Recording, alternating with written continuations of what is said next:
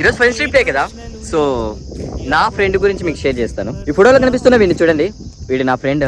వీడి పేరు విఘ్నేష్ అనమాట. చాలా చదువుతుండే అనమాట.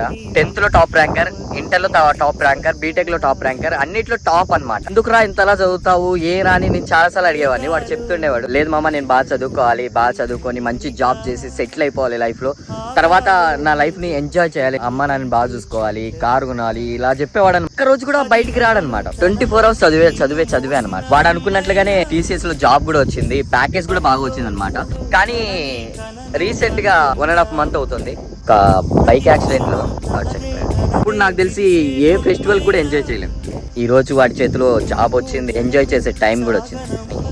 వాడి ప్రతి క్షణం ప్రతి రోజు చాలా అంటే చాలా ఇంపార్టెంట్. ప్రతి ఒక్క మనిషి, ప్రతి ఫ్రెండ్ కి షేర్ చేయాలనుకుంటున్నా.